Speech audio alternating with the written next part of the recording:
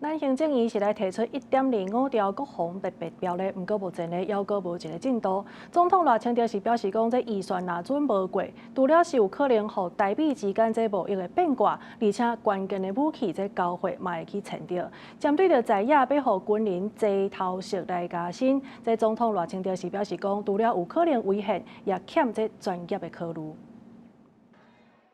去年11月，就送到立法院的行政院版8年1.25条的国防特别条例，在野党真侪届到当也未复位审查。总统赖清德11条开记者会，除了国防部长、参谋总长，还有三军的司令也真罕见做伙出席，佮再向国会发声，预算一定唔通过，向惊互台湾拔出去美方的优先名单，佮延迟关键武器装备的交付。21年前，我担任立委时，美国决定出售8艘潜舰等军购，稳定台海现状。但行政院提出的军购特别预算案，在立法院程序委员会被阻挡了69次，台湾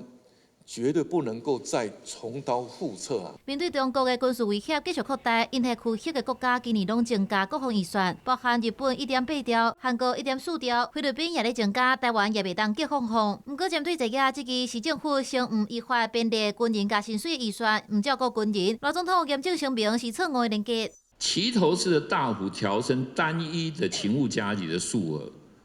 没有办法合理的反映国军各项勤务专业特性，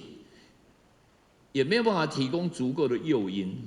吸引官兵至勤务繁重的单位。除了其他国会伫过年了后开议，关键甲今年度的总预算案，还有行政院版的国防特别条例实质审议。过年了后，总统赖清德也邀请5院院长做伙开讲啉茶。时到敢会当面向立法院长韩国瑜沟通，赖总统表示袂特别去强调什么款的任务，不过希望朝野甲误解化作理解，甲分歧化作团结。记者综合报道。